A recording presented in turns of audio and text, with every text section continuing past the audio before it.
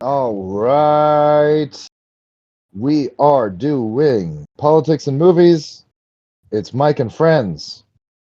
Our friend today, Billy. Billy, say your middle name in French. I bet you don't even know it, you fuck. Billy died. It's very sad. Stuck in the liminal space. Yeah, he's between worlds right now. My middle name backwards is Nrasrk. That's not what I said, but okay. But I'm in a liminal space. Liminal boy. All I right, we don't got know the. what you said. I said, "What's your middle name in French?" Well, yeah, but I don't know what you said because I'm in the liminal space. Oh, that's true. You're in the one of the iconic ones, like the pool at night, where it's kind of spooky. Oh, yeah. Yeah, the dark pool, and of The course they have that in this movie. Let me what intro do the they call movie. them? The tears? I don't fucking know. The Oh, you tears. better know. You're doing the Backrooms. Oh shit. Yeah, there's like different floors and they're levels. My bad. The level. Oh, You know, a tier is a type of level. oh, tears. Oh, like oh, you mean like tears, like Tiers. I was thinking you were Yes. talking about like fucking crying or some shit. I was like, what? Yeah. You know, I watched this movie and that's all I wanted to do. I watched this movie with my boyfriend and I couldn't stop pissing and shitting all over the place. Yeah, that's I'll understandable. I'll never forget that fucking thing about Terrifier 3 with the people vomiting. I'm sorry, it's funny. That's It's a just fucking like movie. ridiculous. It's a fucking movie. Like It if you can't took like away my virginity.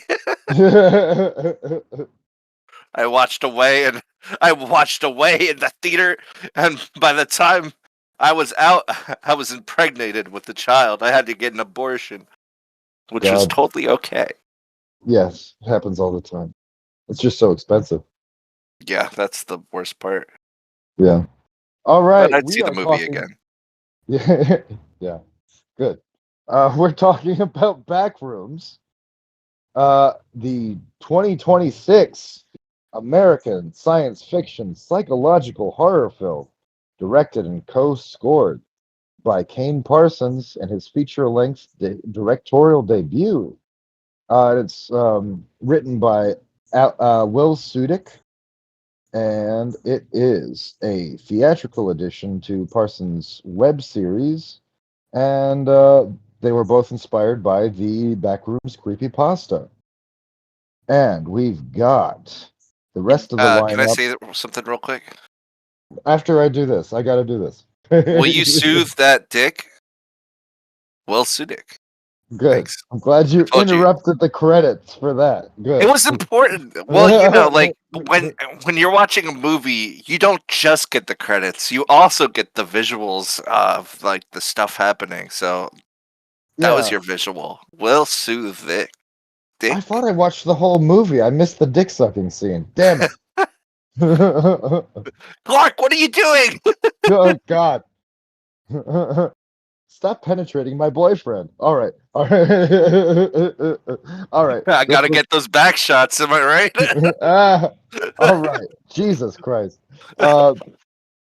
This was produced by James Wan, Michael Clear, Roberto Patino, Sean Levy, Dan Cohen, Dan Levine, Osgood Perkins, Chris Nice. Ferguson, Peter Chernin, Jeno Topping, and Corey Adelson. And it's, of course, starring Chiwetel Ejiofor, Renata Rainsve, Mark Duplass, Finn Bennett, and Lukita Maxwell. All right. Just right off the bat, Billy. Um, I was at Giant this morning. You thought I was going to talk about the movie. Fuck you. I was Right off the bat, I was a giant. anyway. I Let was me at tell Giant. That's a grocery store chain in Maryland, Pennsylvania, this area. And I I accidentally noticed fell into a liminal space. not quite. We'll get there though. No, but I noticed on the manager board. You know how like grocery stores usually have a board of like all the managers up. Yeah. I noticed that they had a manager called the um, non-perishable manager. I think that's really interesting that they started hiring immortals to manage grocery stores. It's very progressive of them. Imagine that you're an immortal. You put it on your resume. There's nothing else on your resume. They're like, yeah, if we're gonna put you under contract, at least work here for 300 years, my dude. And that joke is somewhat related to this film. I think that's fair. Because nobody really dies. All right. So just right off the bat, what is your experience with the Backrooms uh universe? Because I have read the original creepypasta, and of course I saw all the old photos and shit. But I never saw the web series that Kane Parsons originally did, which for me is interesting because there was a time when I was really into that kind of shit. Like I watched all the Marble Hornets stuff, but by the time that came around, I just was not really invested as much, if that makes sense. I was busy. I had a lot going on. Yeah, understandable. I definitely didn't invest into it too much. It's like some of that stuff it just finds you. And I think that's why like the internet culture like with Slenderman and Backrooms and other phenomenon, it's just like it really connects to a lot of people because it's just shared everywhere. Like even in spaces that don't normally get um don't normally get to experience that kind of story. Like I feel Yeah, like this story was shared like everywhere, and for me, it just kind of came on like gaming channels and seeing a bunch of people just playing it when it came out. Um, the game. uh, yeah, the Backrooms game where Okay. you just go through the liminal space and then you eventually see the monster. You try to um, get away from him, and there were also some like other um, offshoots of it, like off-brand backroom stuff, or like the other levels that got put out into the games. Like I feel like with brain rot, I started to see a lot more like off-brand liminal space too. Like this really just shot into the ether and just blew everything up. Like I remember that that shark with the shoes that I saw some games of him and like everybody played those to make fun of it. But they were just really fun to watch. People die in them, and then there's the levels that like that the Backrooms lore created where each level is a little different. I just think this is so pervasive that it just had legs. Oh yeah, it's interesting how some creepypasta reaches that level and some doesn't, right? Because it's not necessarily based around merit or quality, really, because like think of all the shitty creepypastas that have blown up, like Sonic EXE and fucking Jeff the Killer come to mind. Like, oh my god, Jeff the Killer is probably the worst one I've ever read. Like, it just immediately takes you out with the fact that this was definitely written by a child. Like, doesn't know the word jug. Okay, cool, great, great.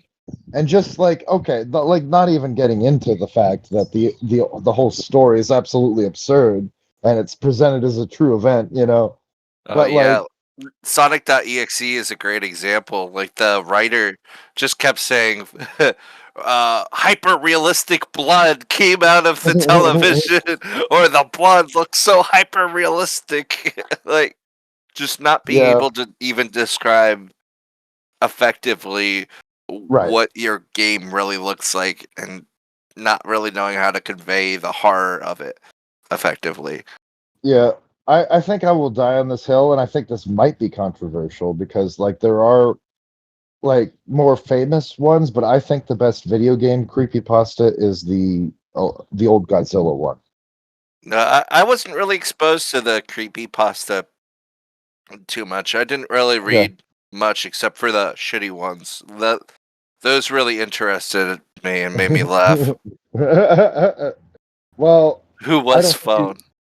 who was phone.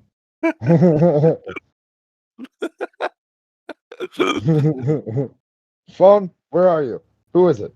Fuck you, phone. Go fuck I just picked it up and answered it, but who yourself. was that? Well, Who are you? my mother's been dead for 11 years. Then who was phone?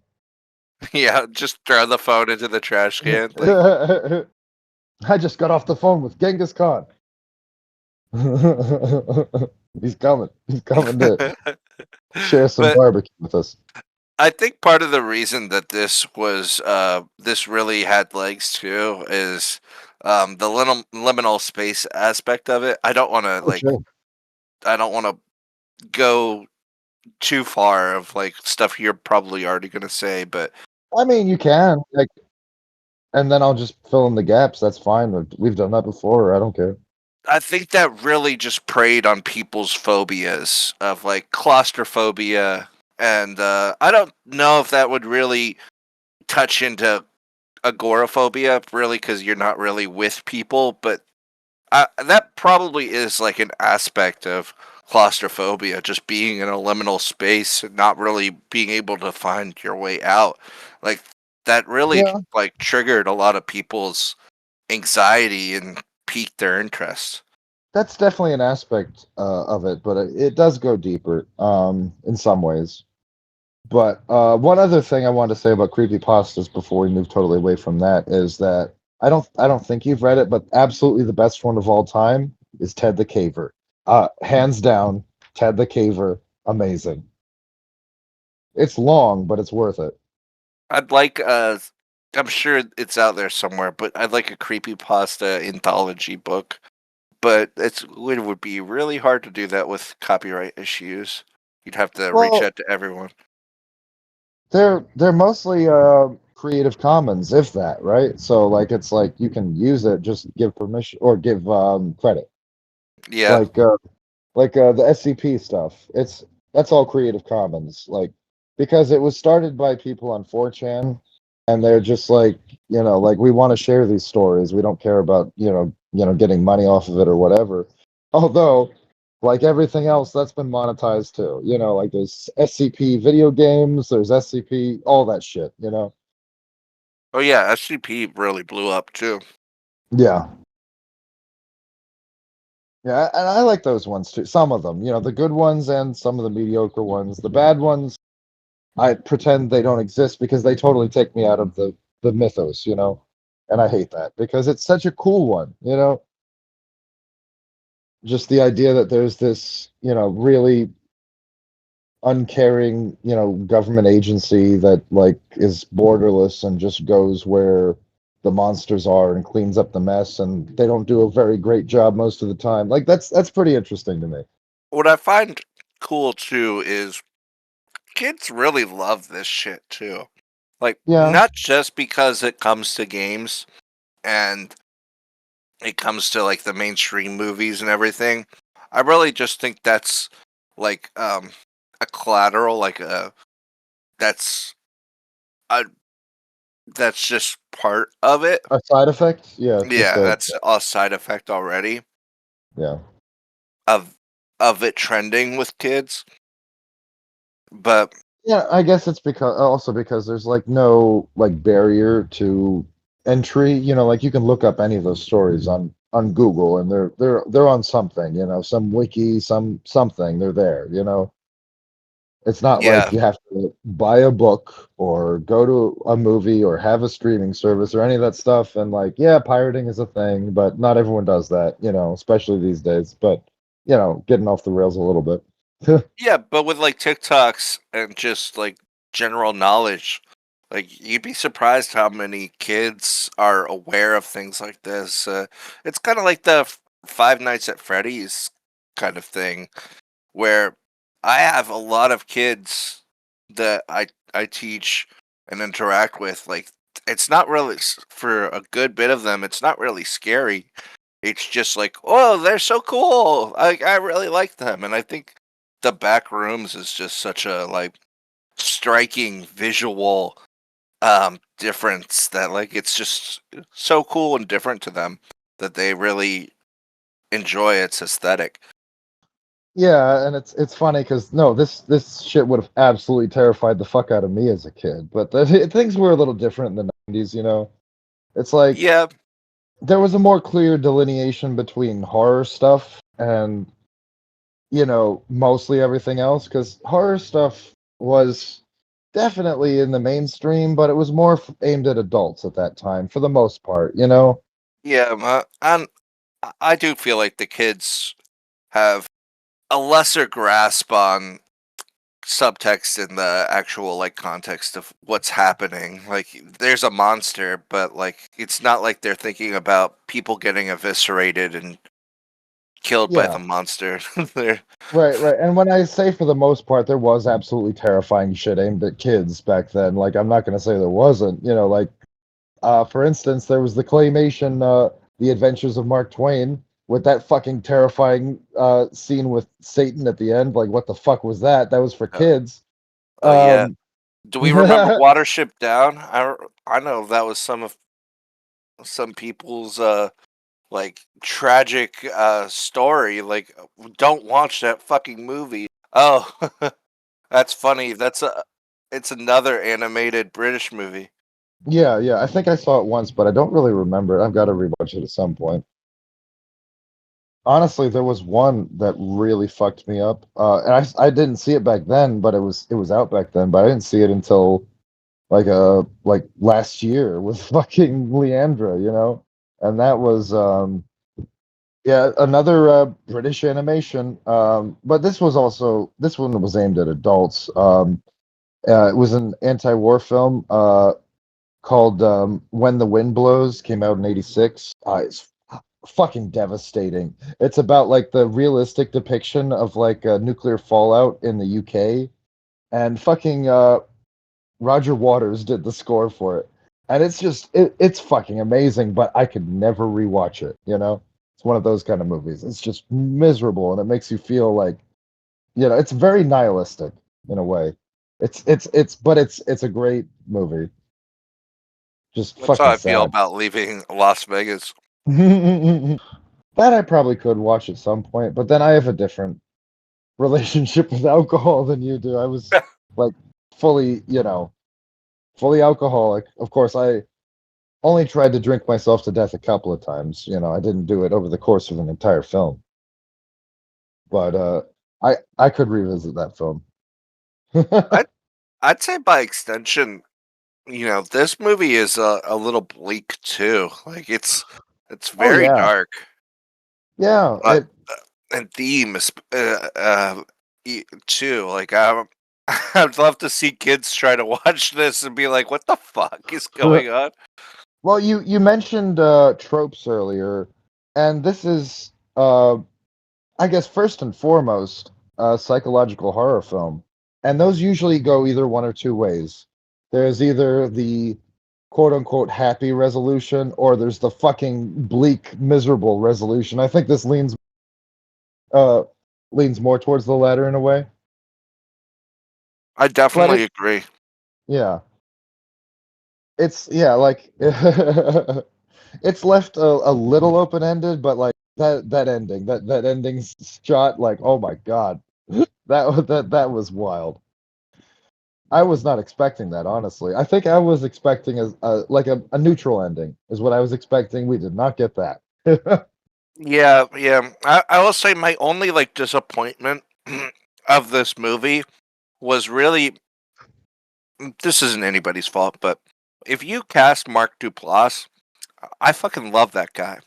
Yeah, Like, Creep is really good, and it's really good because of all of them are him. good. Yeah, he, all of them are good. Yeah, because of yeah, him. everything he's in, incredible. You casted him, and he's in your movie for like 5 minutes.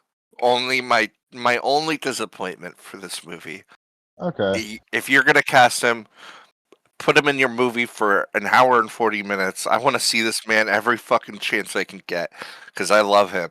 But that's the most minor gripe in the world. So don't really take it to heart. But I Yeah, I really do get why they casted him though, because those last 5 minutes count. Yeah, when he's there to be the bearer of the bad news, and he really yeah. can't even definitively say if she's gonna be there forever. You just kind of see the result of the changes in the back rooms, and like that's the best way to just visually tell that end of the story. Well, I think that's the genius of casting Mark Duplass as Phil in that smallish role because you really needed someone that was like a straight man for that role. And Mark Duplass nails it. He fucking nails it. And like, yeah, he's great as a protagonist, he's great as an antagonist, but he's also good at supporting roles. And this was a great example of that, I think, for him. Um, I think while Creep is the obvious, but I would say he's more of a villain protagonist in that than an antagonist, especially in arguably the first one. But I think one of his best villain performances is honestly in Goliath, the fucking Billy Bob Thornton show, where he plays a fucking deranged guy obsessed with. He has a fetish for removing people's limbs. I won't get any more into that because spoilers for that show if you haven't seen it, the audience. Oh But yeah, I like, remember that. yeah, That was so good. yeah, he was great in that. He's always great, great actor. It's honestly a shame he doesn't have more success, but like, he's doing well. I'd say he's doing well. He's doing his thing. Yeah, I'm just glad like in the indie horror world, he's getting those bucks. Like people are recognizing him and casting him a lot Yeah, as they because should I be. think it's interesting. He's also written and directed films. Some of those are fucking wild. Like the puffy chair, Baghead. But like, yeah, we're not talking about those. I also, speaking of acting, I think the whole cast in this is phenomenal, really.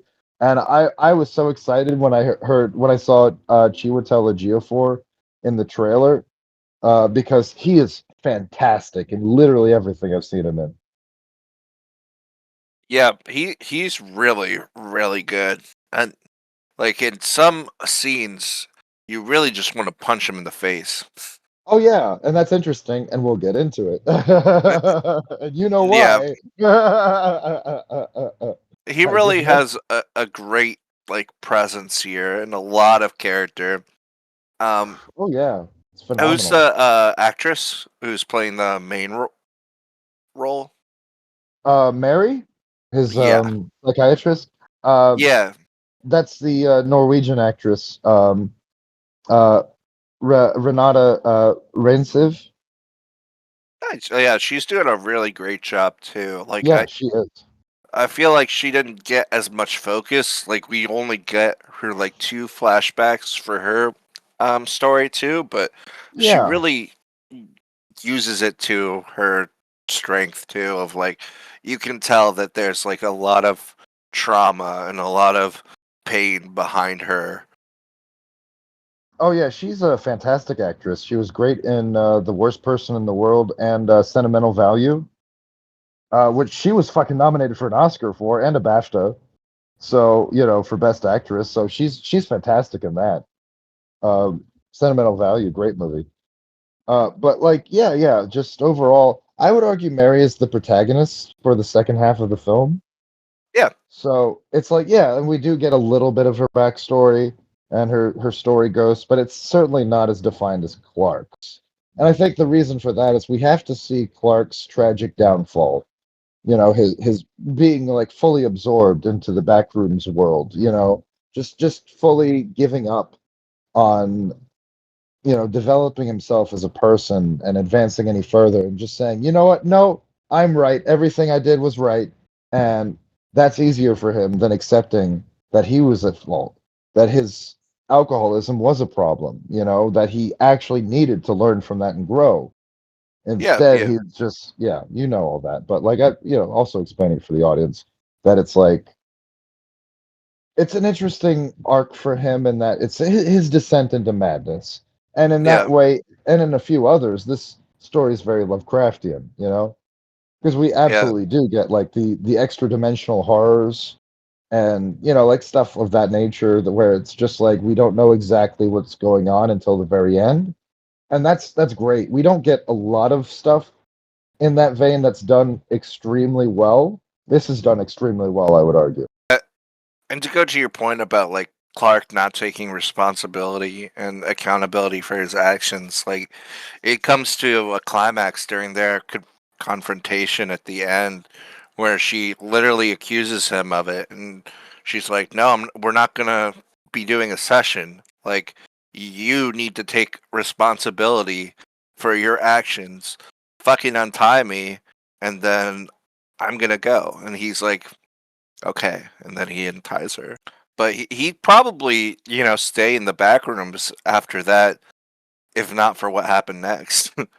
Right, right. When and at that point, Mary is just like totally done with him. She sees what he's become. She sees that he's like beyond the point of redemption or saving, and she just wants to save herself. And that's totally fair in this scenario, right? She's like, I need to get out of this hellhole, and she's panicking. So even if she wasn't, I think it's totally fair at that point to cut your losses and say this guy's a lost cause. He is so fully gone from anything rational or reasonable that he's just like beyond saving, I think, at that point. Yep. Anyway, even if he, Yeah. And even if he didn't get eaten some by people himself. can't be saved, unfortunately. Some It is true. people are going to be stuck in their trauma and their pain, take it out on others, and the best thing you could do is distance yourself. I really feel like that's part of Mary's story and her arc itself, especially showing her trauma with her mother. Like, could her mother be saved? Her mother was probably too far gone as well, like in her own illness. Yeah. And that does happen, and it is always sad to see, especially when it's a loved one that you just have to watch, waste away, and there's really nothing you can do because you've done everything you can, and at the end of the day, it's about personal about accountability. It's about, you have to take some steps, not all of them, but you have to take some steps for yourself. Like especially the first one. And you could argue that there's like stuff before that and after that where your loved ones or friends can come in to help, but the first step has to be you. The first like actual step towards saving yourself, really. Yeah. Yeah, and you could think that you're taking those steps and just be wrong, Right. or it might just not be enough just yet because like he is trying. Clark is trying to Yeah. make amends and do what it takes, and I mean like he's stopped drinking and he's got a job and he's put like everything into his job, but he's lost his wife and he's going to therapy, and like those are big steps. Yeah. But like in the first like real scene on the therapist couch, like you can tell that he has a lot of unresolved trauma from his wife, like, and from his drinking that he still is not ready to come to terms with. Like Right. the the therapist tries to say, let's role play, and let's like she recognizes that he needs to have this conversation, that he needs to take that accountability, and he starts like serious transference. Like it's Yes. kind of crazy how much this man immediately, after he was reluctant at first, he's immediately like gung-ho, like, okay, you're my wife now, I'm yelling at you. But with alcohol, not, that's not unrealistic. I know Yeah, you've seen shit like that. Yeah, yeah, it's kind of like that persona took over. Like he immediately went back into that other self that comes out with alcoholism, unfortunately. sure. Like he he reverted, and it's like it was still unfortunately there because he hasn't taken the steps to conquer like that shadow of himself yet. Right. It's to your point, it's an alcohol-induced psychosis, and that is like you must be like really doing some fucking heavy drinking to get there. Really, like, oh my God, that's not good. That's not good. If you're at that stage, nope. Please stop. Get some help. Like, really. But yeah, when 'Cause I've been there. I've been there. and I mean that's why his wife leaves him, because like she Yeah. sees that hostility, like that there's no way she's going to fix that. Like that's this is like the third time in the movie that it's come up with, like you just have to leave, and she left. Mary leaves, and if you don't leave, you die. Yeah, and it's like to your point about him trying and getting therapy. It's like, yeah, that's true, but honestly, when you're in that, that's kind of a small step. A real step is, like you said, like taking accountability and admitting you did something wrong, which he fundamentally can't do about the night that he broke the glass, right? He fundamentally can't say that it was his fault because he was drinking. He can't admit that to himself on any level at any point throughout the film. And that is a serious block and a serious barrier to recovery. Yeah, he wants to deflect the blame because he's upset that he got called out for his actions. Like Yeah, he keeps justifying his reactions, and then with each justification there's another layer of like, well, then she pushed me on this aspect, and then she said this, and then he just keeps raising the bar, and he keeps getting more and more angry until it's like he's not even talking about the he's not even talking about alcoholism anymore, drinking. He's just getting angry just because he's already up there, and it doesn't matter what she'd say at that point. He's just going to berate and yell at her and no longer even try to justify himself to save his own ego. yeah, yeah. And that's really sad, because it's like for most of the film even I wanted to like Clark, and of course that was mostly because he was played very effectively by the charming Chiwetel Ejiofor. But even then, like, I really wanted to root for him. I wanted to.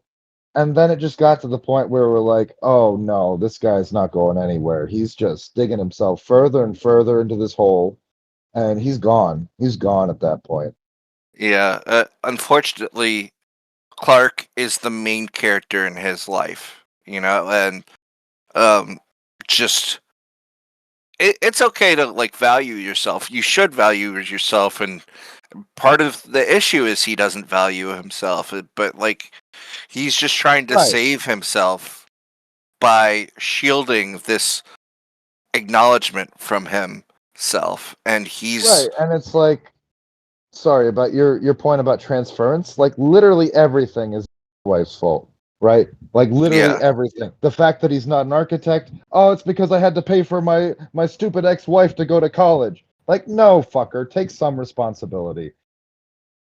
Like that you can admit, maybe on some level, hopefully, if it wasn't for getting your head bitten off, that like you were also in that as a in that position as a manager at that furniture store because it was safe, right? It was a safe place for you to be drunk, for you to not, grow as a person, for you to just stagnate and be complacent. And he does, right? He does. Let's always see of him, really. He's never like, oh, I'm going to go, reach out to architecture firms or try to do anything or, improve my education because it's been a while. None of that. None of that whatsoever. So it's like we can see in the text of the film that his failure to become an architect or remain an architect or go back to being an architect or whatever is not his wife's fault. It's his fault. Yeah, and it's funny because like the store isn't even working, and yet he's pushing it so hard because it's all he has, and he can't accept that like he could try elsewhere, but he doesn't have like that neuroplasticity anymore. He's so comfortable in his safe space. And Yeah. that's also a good point for you because it's like, how is he going to get out of this pattern of alcohol use when he's still not out of his comfort zone technically? Like Right. he should be trying to, even though like his life's not over, like he should be trying to still pursue being an architect. He can still try to do that, but he's gonna still stay in a safe space, still stay at this place where he's slowly dying, and just try to push like this commercial that's horrible and gonna flop for sure, and Yeah. you know just not really do anything, and like that is going to lead him inevitably to fall back on alcohol because you're still right back where you were before it. What has really changed? Well, you just don't have a wife. Yeah, exactly. Well, it's like it's funny about the commercial thing because another example of the transference too, right? Because that's like he blames the other furniture store owner for quote unquote stealing his idea, and it's like, nah, dude, there's just not that much you can do to fucking promote a fucking furniture store, dude. Come on, it's not exactly, you know, those fucking overpriced beds and shit aren't just flying out of the lot, right? Like it's like you have to promote it in some way, and it's usually a silly, campy way. And so they both do that. And it's not like, one stole the idea from the other, right? Like it's just a stupid idea. Yeah, yeah, and it's kind of funny because it feels like a metaphor, and that's how the monster presents itself eventually is this metaphor of wearing a costume, like this pirate outfit.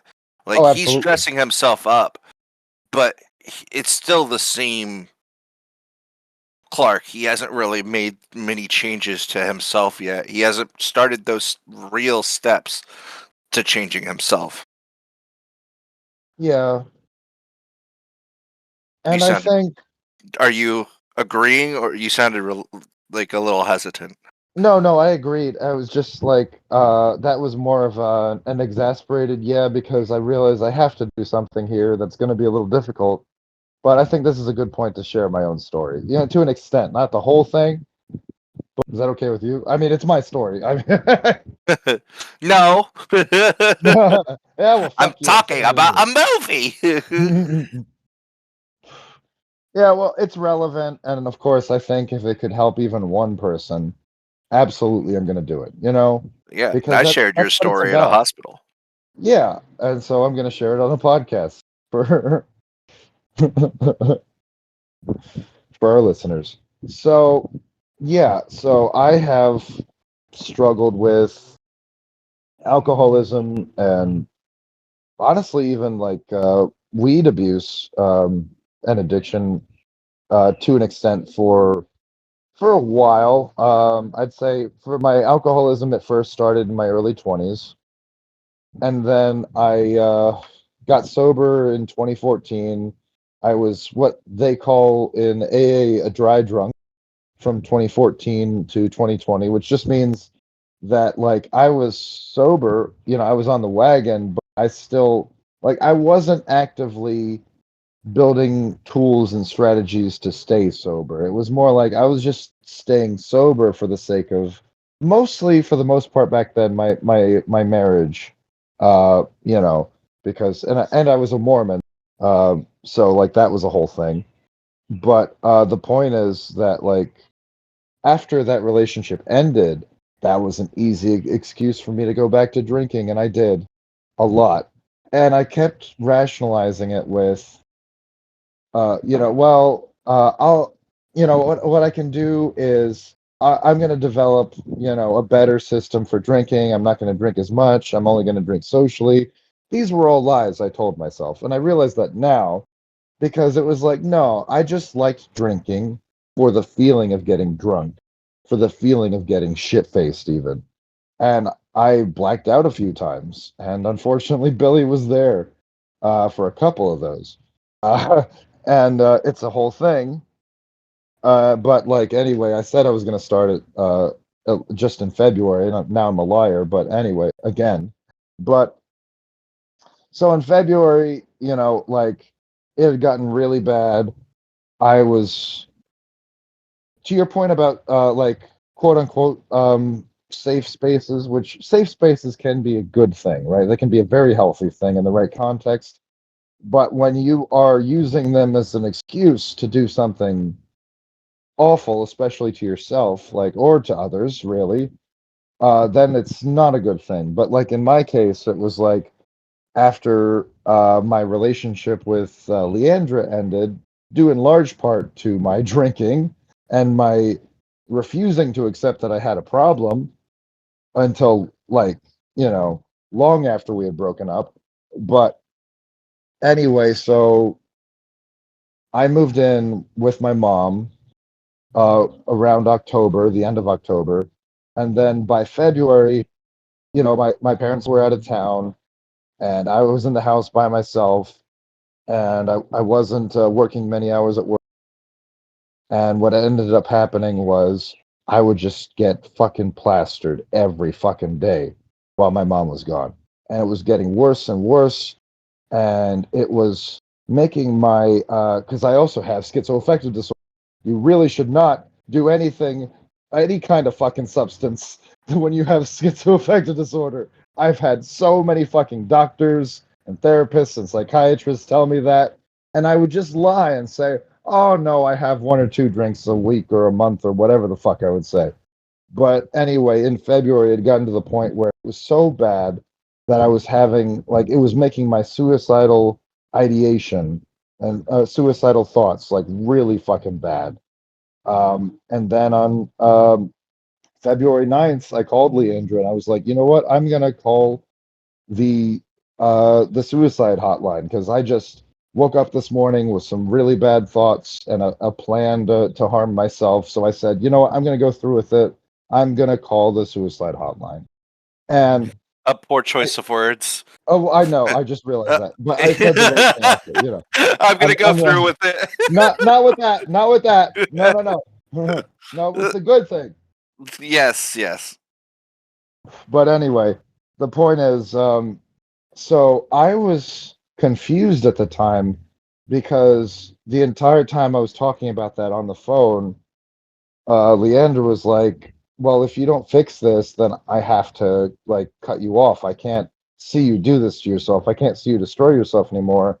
And I was like thinking to myself, I didn't say it, but I was thinking, why would they say that? Why are they saying that when I just said that I'm going to fix it, that I'm going to try to get better? It's because, of course, they didn't think I'd actually go through with it. They thought that it was just another thing where I was like saying this lofty pie in the sky thing that I wasn't actually going to go through with. And that was totally understandable because at that point, that was the reality, right? That was every time I would say something like that, I wouldn't go through with it. But this time, was different and they didn't see that yet because it hadn't like fully happened yet, right? So but also totally fair because the entire time I was on the phone with them, I was staring at a 2 liter bottle of fucking vodka. And I was just like, I'm just going to drink this and then I'll be done. Right. And it's like, no, that's not how it works. You're going to drink it and then you're going to be done. And then you're going to get another. You're going to drink it and then you're going to be done. On and on and on, ad nauseum, ad infinitum until you're dead. But Yeah. in this case, I did start drinking the vodka as soon as I got off the phone with them. But I was gonna call anyway. But there is a chance I could have chickened out if it wasn't for what happened next. And that was when I told Olaf what was happening, and he called me immediately and talked to me for like an hour, making plans about going to Gothenburg in Sweden because that's he lives in Sweden. And he was like, you know, you'll fly out here, we'll get together. And honestly, that was exactly what I needed at that point. Just those two things back to back. Leandra, uh, you know, giving me the consequences, and Olaf giving me something to live for. Right? It's the stick and then the carrot. But it worked. It worked. It just happened to work out that way, you know. But anyway, so I did call the hot treatment at St. Joseph's Medical Center. They helped me out. They dried me out. They gave me the tools to stay sober, and it was actually an incredible experience, which is really interesting in a way because I've heard of a lot of bad experiences regarding psychiatric wards. But like it was all good for me. I had I had a great experience. I was helped out. The staff there were very knowledgeable and helpful, and I really feel like they saved my life. You know, Yeah, and I don't think psychiatric wards are really given any positive representation in many media. because well, to be fair, in movies especially, usually they're operating 1950s logic, where it's like, oh, you got the electroshock therapy, but it's not directed, and it's the super high voltage blast of it that fucks you up, and that kind of shit, the lobotomies and shit. And it's like, yeah, it's not like that anymore. It hasn't been for a while, you know? Yeah, yeah. One flew over the cuckoo's nest was very important and crucial to the time period it was in. It was Right, written as like a expose for what that time period was like, because that was rampant. But that's not today. right, yeah. That's old shit. We're on the new shit, you know? Yeah, And like, okay, so but there are still some psychiatric wards that aren't great, and it's not to the point where I feel like I should name names, but there are a few where it's like you've got people that are repeat offenders that do not want to get better, and some of them are just tearing shit up and looking for fights, and it's like really a bad environment to be around those depending on the staff, right? So it can be a bad experience. I'm not saying it's all sunshine and roses, but like I guess do the research and see, like if you're in the position to, want to get helped out at one of these facilities, just do the research and see which ones are the best in your area. Because even when you call the suicide hotline, they will ask you which one you want to go to. yeah. It's not like they're just going to ship you off someplace. Yeah. The first step isn't always. It's gonna be. It is going to be hard, but it might not be as hard as you think it is going to be. Like I feel like the mind games that we play with ourselves, like where we try to justify things and rationalize, and we say we're gonna do this one last time, and then then we're gonna stop cold turkey. You're making it so much harder for yourself. Your body and your mind doesn't work like that, you know? Right, right. And it's like, to your point, like even when I was in the psychiatric ward for the first couple of days, I was like thinking at some points, well, I still got that half a bottle of vodka out back there on the porch. I'm just going to finish that off and then I'll be done. Yeah. Right. But then, of course, I reached the point in my treatment where I was like, you know what? No, in fact, I'm going to make an event of it. And Billy and I are going to pour it out together. And we did. And I still remember that. And that was a great experience. Yeah, yeah. I think it was really important. That was not the first step, but it was a hard one. Yeah. Yeah, no, I think the first step was for me was really calling that hotline, and I'm Yeah. glad I did. I really I think what you've said to me has really stuck out in this very like such a good like summary of just like what you said, just taking it one day at a time of I'm just not gonna drink today. Like it's not Right, like right. I have to quit forever. It's I'm just not gonna drink today. Yeah, and that's one of the tools that they tell you in AA that like yeah, it's don't say that you're never going to drink again because then that causes anxiety and that causes your brain to go no no no I want chemical, you know. So instead you just say I'm not going to have one today and then you do that the next day. And honestly, it's like the opposite of drinking every day, right? Because you do tell yourself when you're in it that like oh well I'm gonna drink all day today. I'm gonna get face and I'm gonna have a good time. But tomorrow I'll sober up. I'll be sober tomorrow. Yeah, like it's that kind of thing. But it's the opposite, right? You're just saying like I don't need it today. I got shit to do. I don't need it, and just Yeah, keep saying that. yeah. It's why routines are so important because Right. it like internally you are creating that routine whether you realize it or not, and it's gonna get easier to say no eventually. So it's not like you're gonna have to say, I don't want to, I'm never gonna drink ever again. But the more you say no for the first like year, every day, it's eventually gonna be ingrained in your routine that hey, now you don't even have to think about it anymore. Like, are there days where you don't even have to think about like not even wanting a drink? Oh, me personally, I think the only time these days I ever think of having a drink or just even the have the like it's not even like that really formed. It's more like an intrusive thought like when I'm under extreme stress, I'd be like I could use a drink right now. And Yeah, for me, I'm at the point where I haven't completed the 12 steps. So what I do is I usually well so far the only time it's happened was on Sunday, you know, and that was I just said I immediately looked up the nearest meeting, AA meeting, and went to it, and luckily it was uh, a, like 2 blocks away and starting in less than 10 minutes. And after that, I didn't have that craving anymore. It was just fucking gone. And you know, like sometimes it is the place that is healing, and because that is a positive safe space, you know, that is one where you're surrounded by people who have gone through the same shit as you. They're not gonna judge you for it.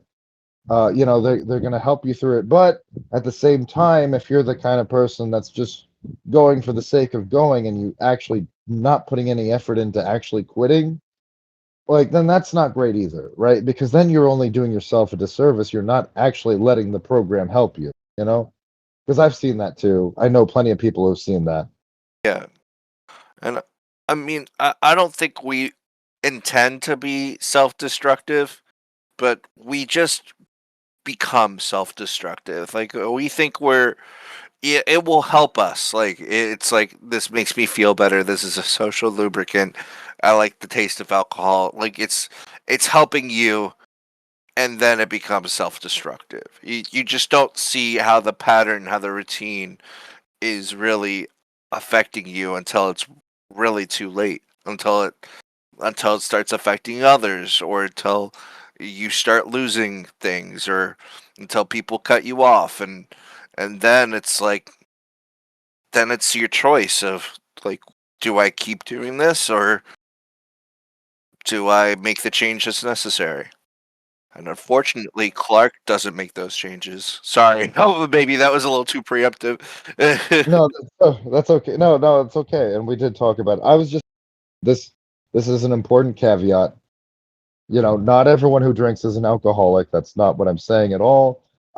Billy drinks. He has a healthy relationship with alcohol. There's plenty of other people who can drink socially or whatever and not, you know, become alcoholics. You know, that is totally a thing. I'm just saying, me personally, and I know a lot of other people, we can't drink without like developing a problem with it, and that is a thing. And if that's you, you should get help with it.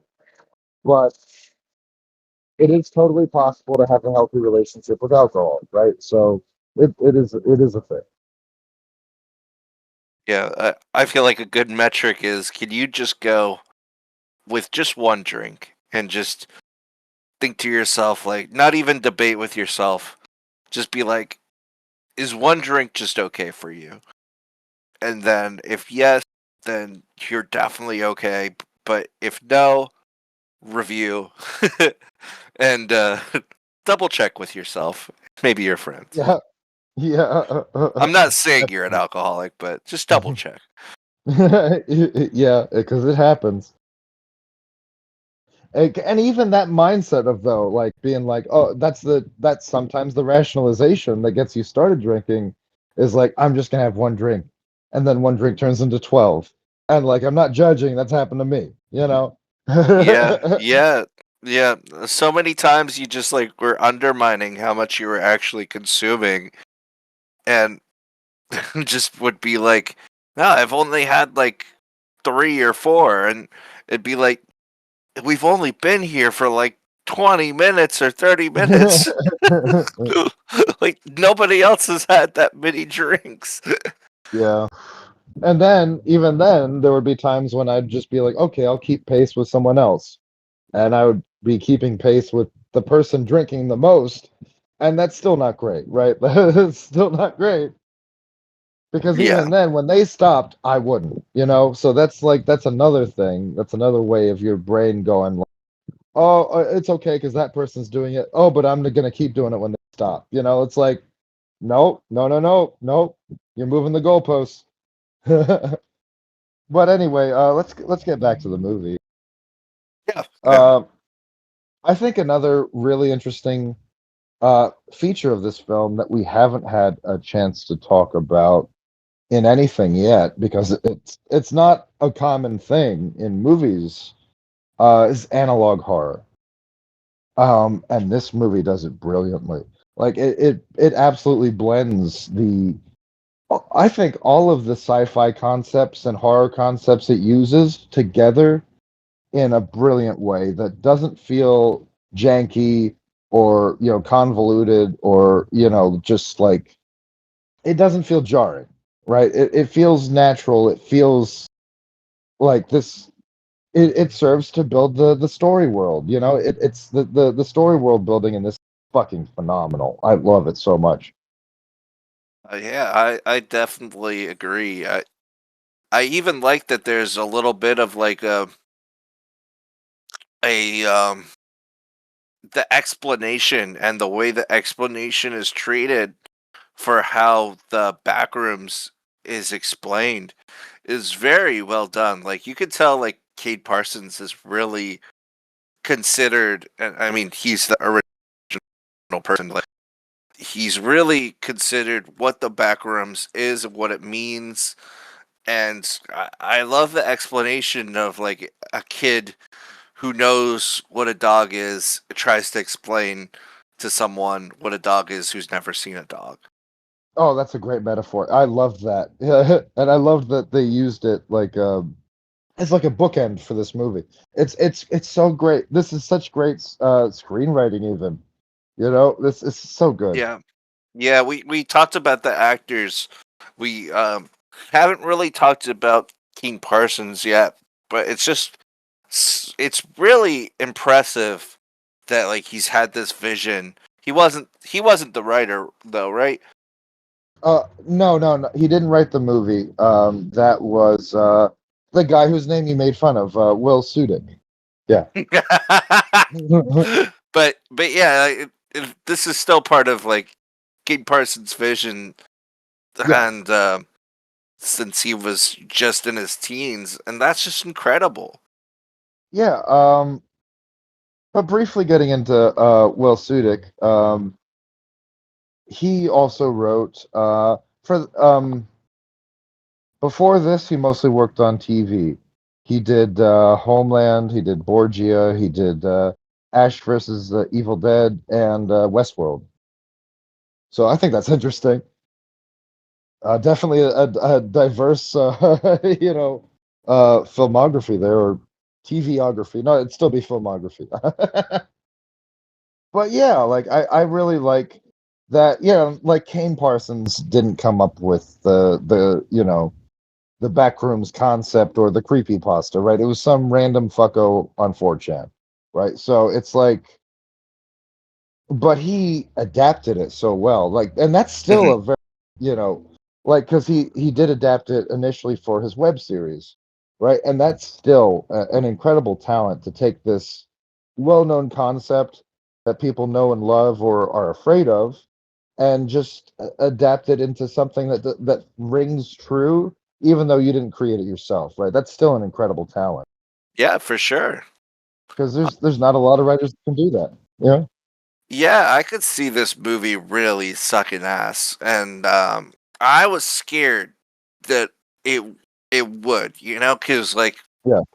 going back to Five Nights at Freddy's, like that's an interesting concept. It's a really cool idea of having these souls entrapped in these machines, and like the bite of 1986 that started the controversy. Of a child got fucking torn to shreds. Like that's cool as fuck. Like I want to see that child get ripped apart.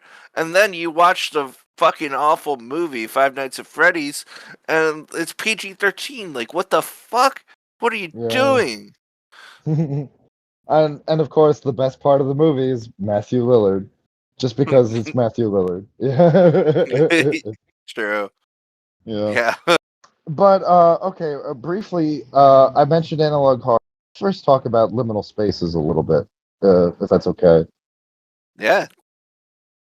So I'll just do like the textbook definition basically to start with, and maybe we can talk about that a little bit.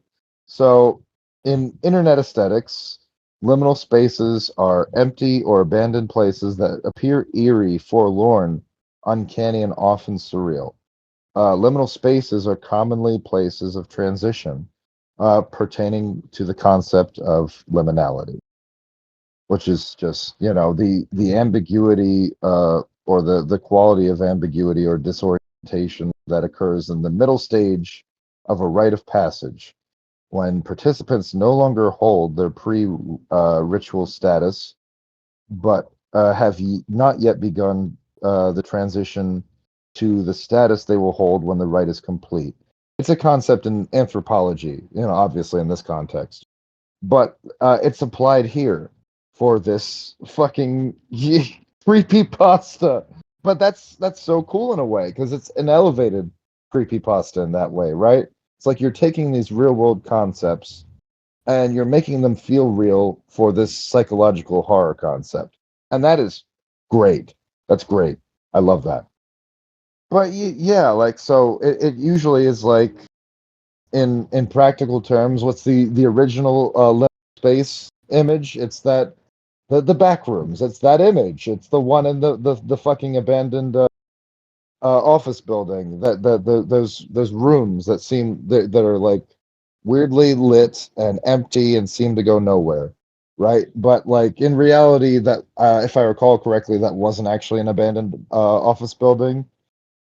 No, I'm pretty sure I was Googling it. It was like a store, like kind of similar to Clark's store, actually, which adds a little like meta textual element to Oh this yeah, okay. backrooms. So I found it. It was the photo was taken in 2002 in Oshkosh, Wisconsin, at a former furniture store while Yeah. the new tenant was renovating the site, and had been posted on the store's blog. The photo's origin had been widely unknown until this was discovered in 2024. That's fucking wild. It actually was a furniture store. Yep. So that's great. Yeah, the backrooms really preys on our perception of like something surreal, something bizarre to us, like a mixture of like that real and fantasy. Yeah, yeah, and also the uncertainty, the ambiguity. future and the past. It's like I don't know where I'm going, and I'm starting to forget where I've been. It's Yeah, and there's definitely some horror there. Because uncertainty is one of life's great anxieties. For pretty much anyone, I would argue. So yeah, and it fits very well for Clark as well. yeah, absolutely. He's the great protagonist for this story. Absolutely, Yeah, very good. and I am also like I've said before, I'm just surprised going into this how much depth it had to it, how much life these characters had. Because I really just thought we were going to see a monster movie in the Backrooms, going and killing people and tearing off their heads, and a head gets torn off, sure, but there's more to it for sure. Right, it's elevated. Like you have the actual like physical horror and the body horror and all that stuff, but then you have the the elevated psychological horror element that really ties it all together, really. And the sci-fi stuff, which is also really fun and well done. Yeah, for sure. But okay, briefly getting into analog horror now because I mentioned it. Analog horror is a subgenre of horror fiction, commonly characterized by low fidelity graphics, cryptic messages, few to no traditional jump scares, and visual styles reminiscent of late 20th century television and analog recording. And it's considered an offshoot of the found footage film genre, and it's been used in a lot of creepypasta stories, uh, Marble Hornets, which I mentioned earlier, and of course, Chris Straub's Local 58, which is phenomenal if you haven't seen it. It's very well done. I mostly got into it through Nexpo, the YouTuber, because he covered it, and he did a great job covering it. But yeah, so it's been a thing for a while now, and it's yeah, like it's but it's still like a relatively new concept in the horror. Like it's really just like since like Marble Hornets late 2000s, so it's less than 20 years old really. So but it's an interesting concept of like it's not just so like okay, we could argue that liminal spaces are more a fear of the unknown and a fear of the future, but analog horror is a fear of the past, right? It's a fear of what's already come and gone. It's a fear of like just the irrational fear of like seeing like analog media and just being like there's something weird about this, there's something uncanny about this, which I guess I can't really relate to because I grew up with that shit, so it's just kind of normal for me, but like I get it, I understand the concept, and I enjoy some analog horror, so it's not like it's not like I can't engage with it. So yeah, did you have any other thoughts about that before we get back to the movie proper? No, I really think that's pretty simple and understandable. Uh, I've I feel like analog horror has really been taken off, and um, Oh yeah. even different movies, what's that one movie that I really don't like? Don't The know. ghost movie. Uh, it doesn't matter, but it's Well, it's like I said, it's an offshoot of found footage, so it is in some of the earlier found footage films too. Especially, so you could argue like it goes back beyond the late 2000s, and it's like okay, Blair Witch Project, go back to that. Sure, there's one. REC, the Spanish movie that had a couple sequels. Yeah, so that one. Yeah, there's a few found footage movies that do it really. VHS, those movies, of course, it's in the fucking name. oh yeah, we watched Archive 81 on Netflix. That was really good. Unfortunately, it got canceled. Aw, I haven't Yeah, seen that. yeah. I think what's really interesting is that a lot of good analog horror is just being made by indie artists or like YouTubers, and it just had its resurgence like there, or it's coming up there. Like just so many people having access to those different means of producing it, just using Yeah, it well. absolutely. And there is a lot of talent there. Like even and especially in some of those YouTube, series and one-offs even. Like there's a lot of cool stuff. Like one I haven't mentioned yet is Monument Mythos. That's an interesting one. That's another high concept one that I recommend checking out if you haven't. But yeah, so anyway, getting back to this movie, we've briefly touched on him, but how do you feel about Phil as a character and his actions and, you know, just how he presents himself and how he handles the whole async affair with this Phil, who is Phil? Oh, Mark Mark Duplass character? Duplass. Yeah, I really think Phil is, Phil is interesting because I I didn't know what to expect with him. Like I said, I was expecting him to be more integral to the movie and plot, and then surprised when he wasn't. And right. I really think, this movie goes into, like, it's a sci-fi, it kind of goes into science a good bit. I Yeah, really think as like a researcher, Phil is kind of cold and callous, a little heartless. Like he's seeing these people in this back rooms and it intrigues him, but he's not worried about their safety, even though it's a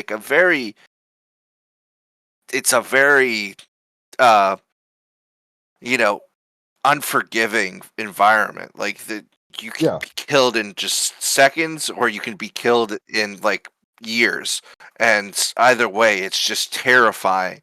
But he doesn't really look at it as like looking at those people and thinking, "Oh my god, I got to go in there and help them."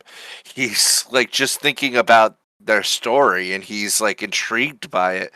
And yeah, you'd think that he'd be more sympathetic to Dr. Klein, but he's not. yeah. Absolutely. He definitely he has like more of a detached clinical perspective, right? He thinks of himself as a passive observer of this phenomenon for the most part. Like even arguably at the end, but like I guess my point is that like he doesn't see this as these people are suffering, they need my help. He sees this as, oh, this is just an experiment that I'm just watching, and it's not my fault, and I don't really have to intervene. In fact, my superiors have told me not to. So I'm just going to lean into that. I'm just following orders.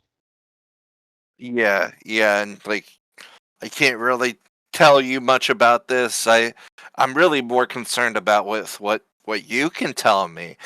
Okay. Like, and then like it's a give and take. Like, okay, I'll give you this information, so you'll give me that. Yeah, yeah, yeah. Absolutely. It's quid pro quo, Clarice. Yeah. Except without the harassment. Yeah. Yeah, true, true. Yeah, he really it's interesting he has a family because he's very clinical in his procedures. Like he's really just he could be a different person outside of the workplace. We really only see how he perceives these events while he's with his family, and Right. it is interesting to see like while he's looking at those things, like it shows us just staring at the footage and being with his family, but like he switches like it's like he's masked. Like he's not going to tell them about that. Like he's not Right. going to share that information with them. Like he's just kind of sociopathic in a way. Yeah, well, it's like to that point that his family is another. What do sociopaths do? They present themselves as normal by getting a family, by having a family, and then they say, well, okay, well, I can't be a sociopath or a psychopath because I've got a family. I'm a family man, right? So it's another level of disconnect for him from the situation because he can always fall back on, oh, well, I might be participating in this horrible shit, but at least I have a family, right? And that's so fucking common, honestly. Yeah, yeah. Like you have a good out for that. Right. Like you appear normal, and I really do think like his character is all about appearances. Like to the way that he talks to Dr. Klein, the way he tries to just, you know, get information to her out of her as best as he can Yeah. without fucking himself, so to speak. Right. Because Right. if he says the Or wrong actually thing helping. here, Yeah. Yeah. yeah, yeah. Mhm. If he says the wrong thing here, she's gonna shut down. Right. And he does know that, right? He does know that, like, he still has to at least pretend like he's managing her in a way that's healthy, right? For the sake of her perception, right? It's nothing to do with empathy or anything like that. It's all about manipulating Oh into yeah, giving him the answers that he wants. yeah, and I mean that's super political. I mean, how many Yeah. people go to a job and just have to mask how they are until they find it blending in into their real life and their personality? Like just masking in general, eventually you find yourself just doing some of those things all the time, and it's just you really don't want to be cold with your friends, with your family, with yourself. Like you don't really, and a job that forces you to hurt others or for them to just be collateral damage is not a job that I'd want to be working for. Like, No, no, that's the worst. That's the worst. yeah, and like with everything else here that we've talked about, it's just the lies that we tell ourselves. It's the justification that we make. Right. And of course, like, I don't have your degree or your experience, but like I have certainly worked jobs where I felt like, honestly, when I worked at a call center for a collection agency, and I was just calling people and saying stuff like, "Hey, uh, yeah, pay me an absurd amount of money, or we're going to repossess your car." And I hated that job. I hated it so much that I made two calls on my first day, and then honestly holed myself up in the bathroom for 4 hours, and I got fired. Hell yeah. Yeah, just because I don't understand who can do that job. Because there were people there that were like gleeful about it, like, "Oh, I made so much money this week from commissions," and it's like, "Fuck you, you fucking psychopath piece of shit. Yeah, You that's a don't care." great example. Yeah, yeah, exactly.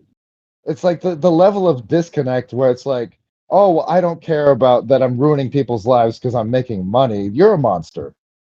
Yeah, and I might be showing my privilege here. Like I know, like, but I know scamming for in some other countries, like you can get roped into it. There's a lot of nuance there. There's Yeah, and like some people will just do it for money. Some people have to do it for their life, for their kids and family. There's nuance there. I'm gonna admit my privilege, but however, I think scamming in general is just so degenerate. Like, don't put yourself up to doing that. You're better than that. Like, don't just try to rip off old people and young people who are still trying to get their life together. Like, that's just cruel. And you're just not a good person for doing that stuff. Maybe you can admit it that you're not a good person, but that's just so mean. And I don't think the means justify the ends there, like, or the end no, product of having all that amount of cash. But what has it made you? Like, you're just an right. awful person. Right. And it's like, yeah, to your point, like there are certainly people that are roped into it or blackmailed into it or extorted into it or whatever. but there are certainly people who just do it for the love of the game. There are certainly Yeah, people in places of privilege that do it just because they can. Because, like, I'm sure some of them just get a sick rush from it and feel like really good, like, oh, I made money by doing nothing at all, just being an asshole and ripping off someone. yeah, that goes back to your point of the people who deliberately enjoyed it that you worked with, albeit Right. only for like an hour or 4. Well, technically, I was there for like 2 days, and then he sent me home. Yeah, yeah. So it was like I had two lunches with them, so I learned enough. I learned enough that I wanted to get the fuck out of there. You know? Yeah, and like that's a badge of honor for those people. And Right. Yeah. maybe that's part of how that they justify it and they get through it is Yeah. like that connection with the person that they're working with. But just think about all those lives that you're hurting. You know, like you don't know how much those people need money, and some of those people, like you think, oh well, they have a wealth of money. They don't really need. They can part with the $1,000 that I scammed them out of. But there's also repercussions afterwards, especially if part of your scam is taking their credit card and then they lose thousands and thousands of dollars, or you're taking their identity.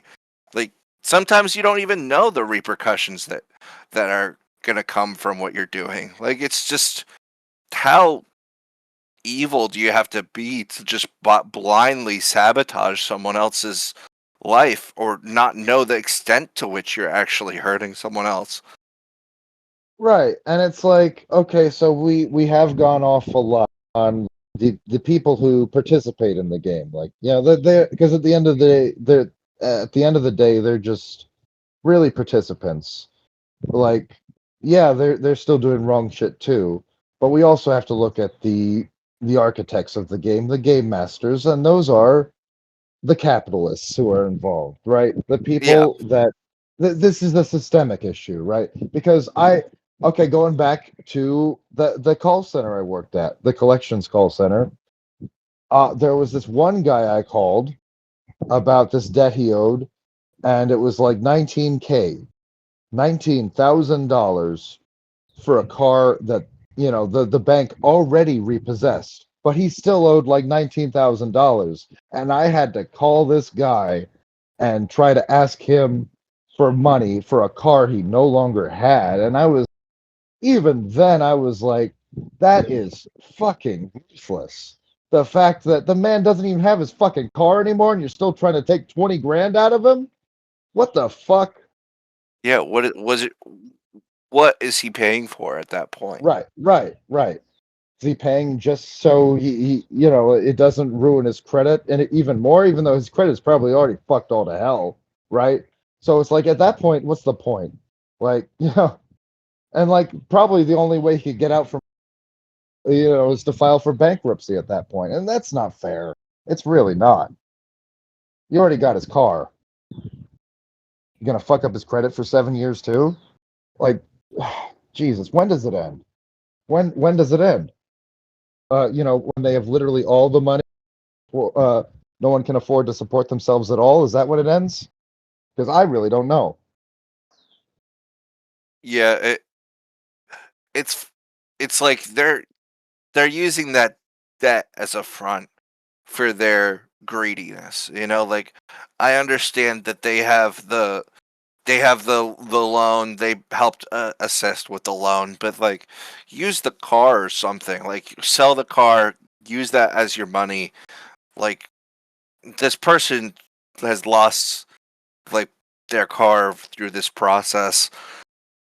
You really want to take more. Like what are they paying for? Right. Yeah, yeah. Like that's the real question. What am I paying for at this point? Yeah.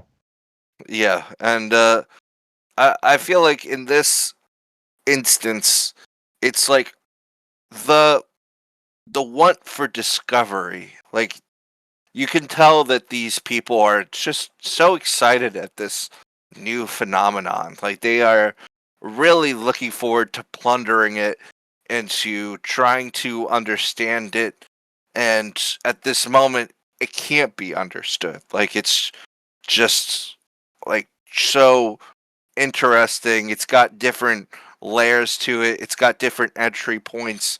They're trying to explore it as any way that they can, and in lieu of like compassion, they are just trying to put forth that new discovery. It's kind of it's a new way of what's it called?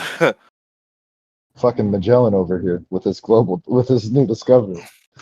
uh, what's it called? Like the expansion during the 1800s, like when they were Oh, the Industrial Revolution? no, maybe the was it 1700s? What the fuck are you talking about? You know, you I I don't know should the way you're fucking phrasing it. when they were going on their ships and like you know the Colonialism? Brits were trying to discover new areas and trying to claim it for themselves, and uh, other people were trying to claim lands for themselves too, and Oh, the Age of Exploration yeah, it was, is but what you're there's saying. another word for it too, the um oh my god. I have no What's idea, the word? Billy. What the fuck?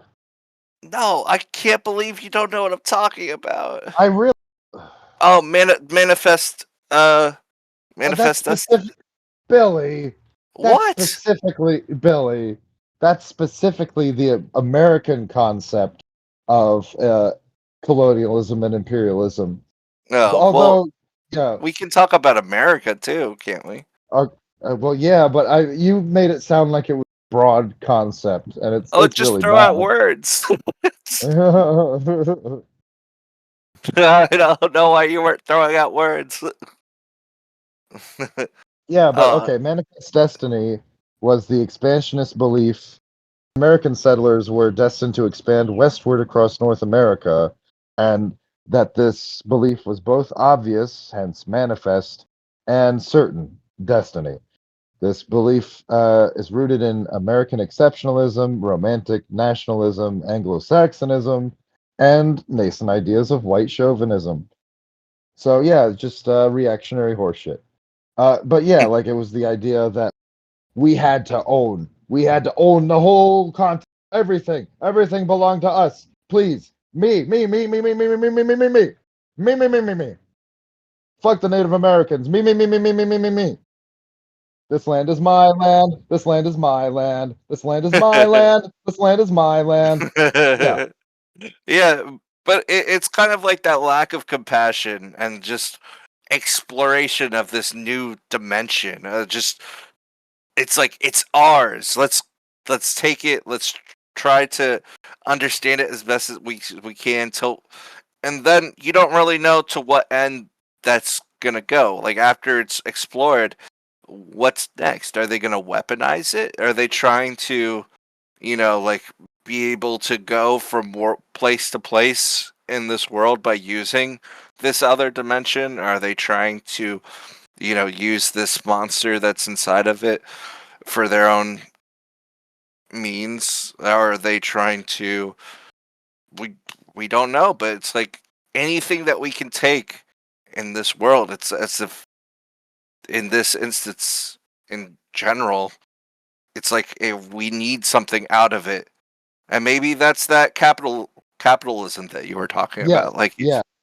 It's absolutely a theme in this movie. Yeah. yeah, like let's weaponize the back rooms. Let's use that for our own purposes. Sure, and that is a common trope in sci-fi horror too, where it's like, where there's this uncaring, unfeeling, like government agency or science agency or both, where it's like they're just interested in exploiting a phenomenon or what have you, and like yeah, that's totally done here. But again, it's done in such an interesting way because it's not really the focus of the story. It's an important integral part of the story, but it's not the focus, right?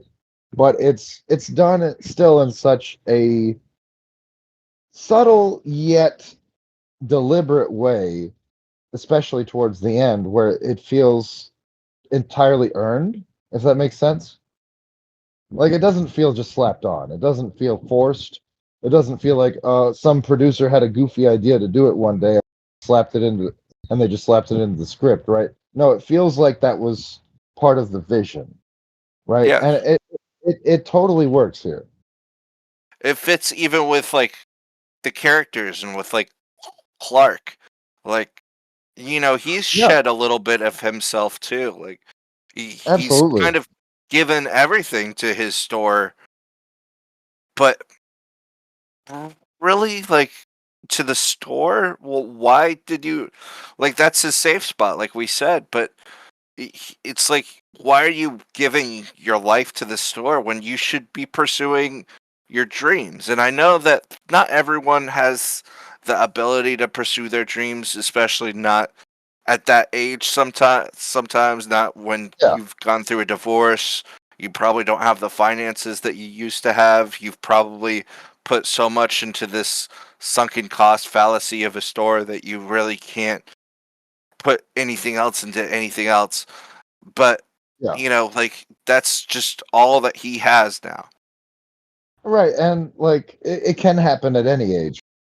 Even when, well, sometimes especially when you're young, when you're like 18, 19 and you have this dream and you just don't have the means to pursue it most of the time, you know?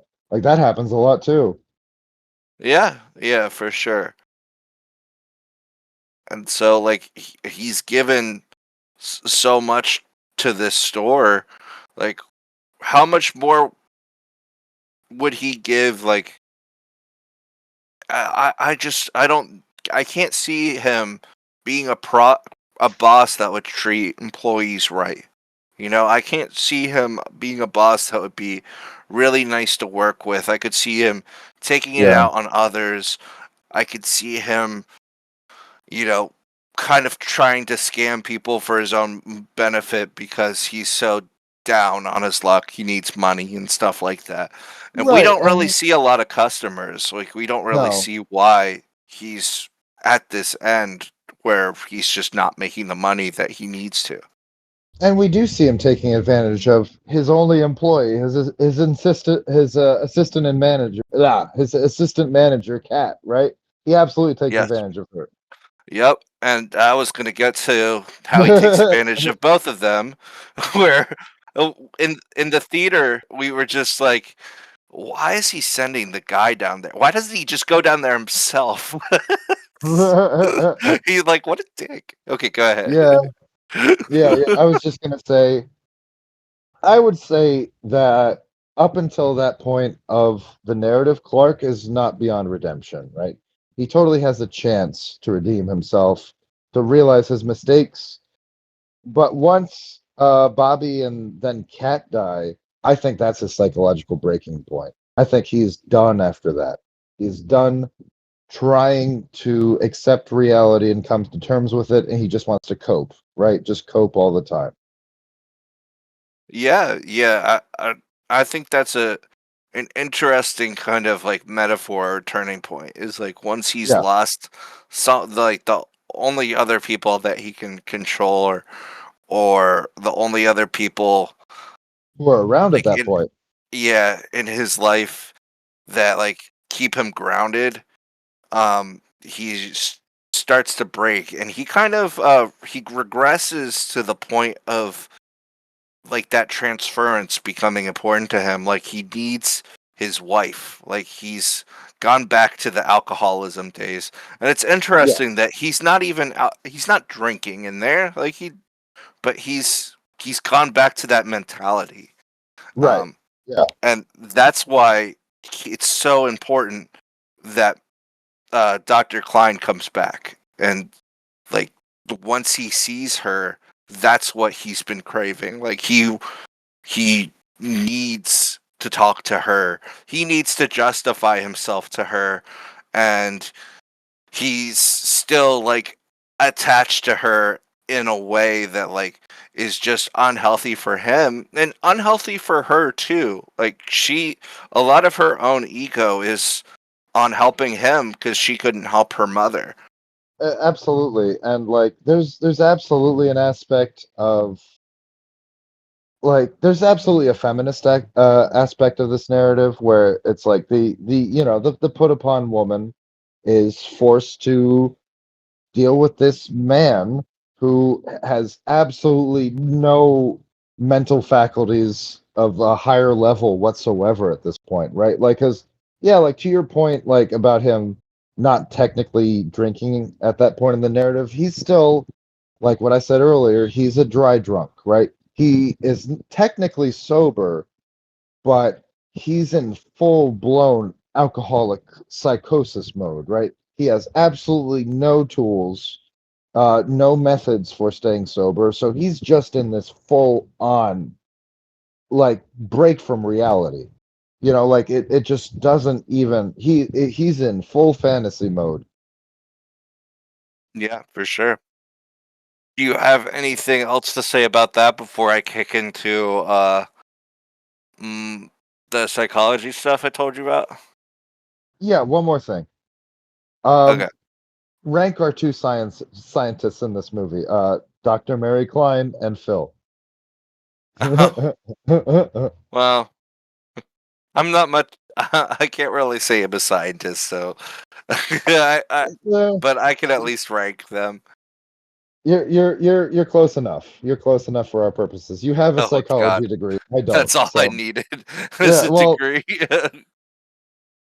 I could have been masturbating while getting that degree. You don't know. I'm saying you also have experience in the field. You have like 10 years of experience in the field. So you can, Oh yeah, well, please. I can't Don't, really. don't sell I can't yourself really short. deny that actually. Yeah. I know.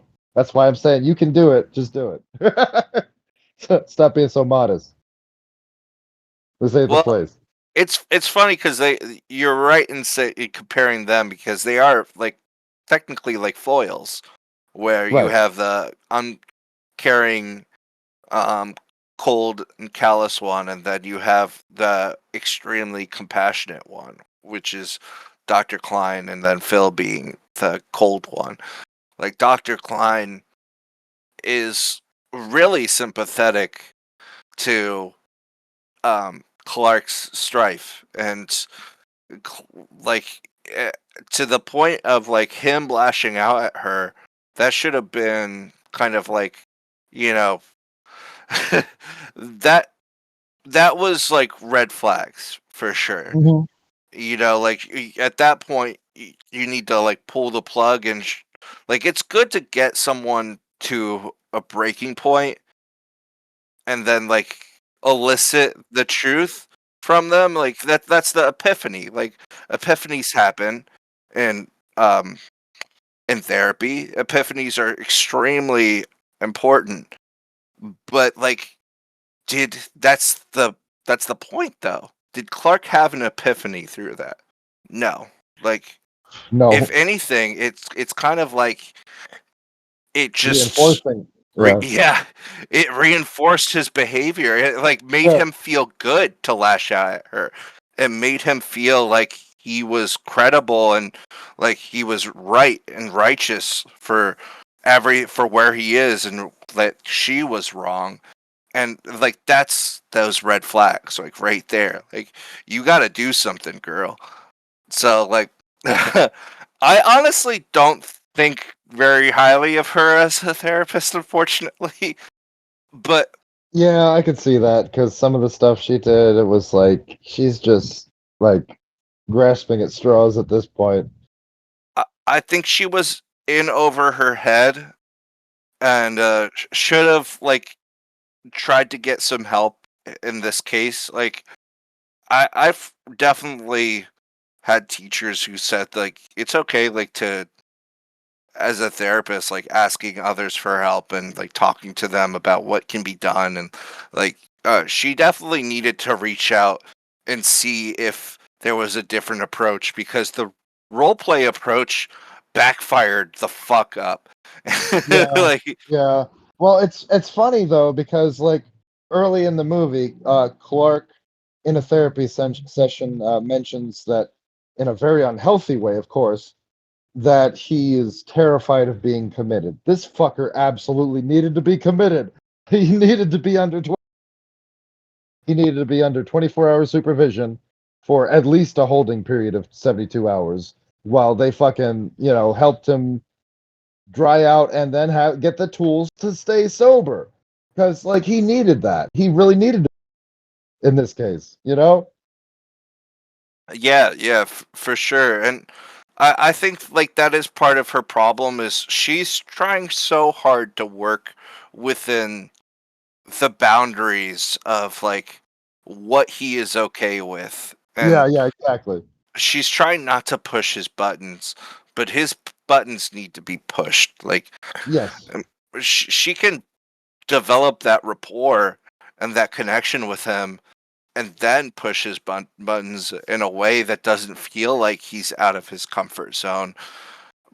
But I just think this case was too big for her. Like she was out of her yeah, comfort zone. She was still dealing with the trauma that she had with her mom, and right, maybe that's why like she kind of like didn't see the red flags when he starts screaming at her, which is the moment she should have pulled the plug and switched up as fast as she could. Even right. before he comes back, like, oh my god, there's a there's another place entirely, another dimension. You've got to see it. You've got to see it. What are you doing? You need to. Before this happened, you needed to do something. Now he's found another way to cope, and he's. This is like his.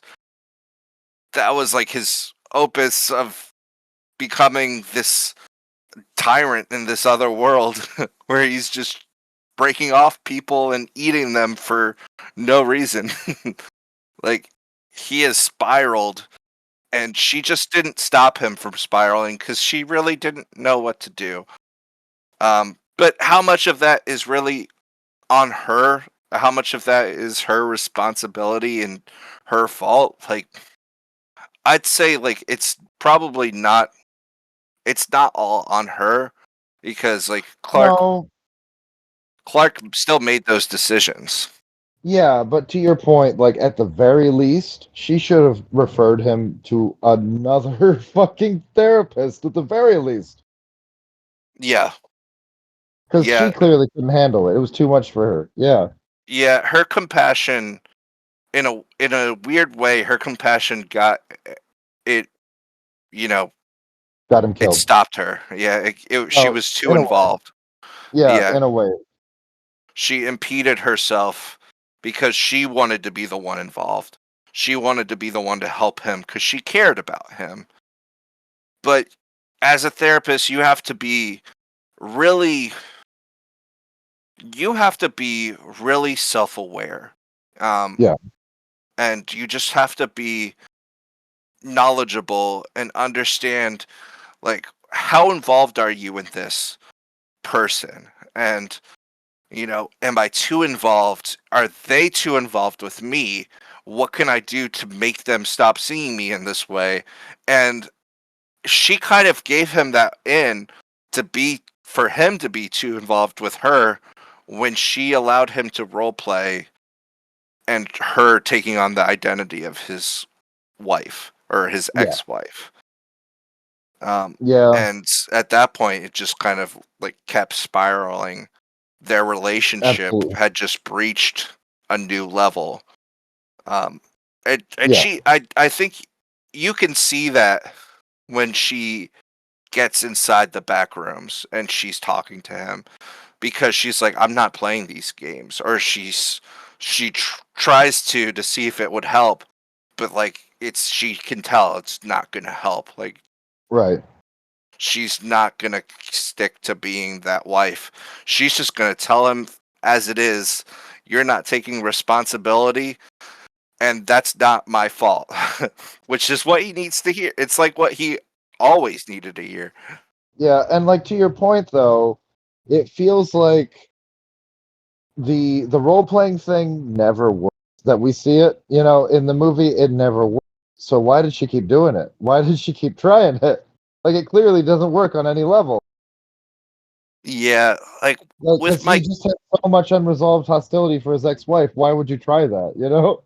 yeah, and you're taking on that unresolved uh aggression when you actually don't want that connection because you want to be something else as the Right. therapist. You want to guide him to that epiphany. You're not going to do that when you're taking on that hostility. Right. That's totally fair. Yeah.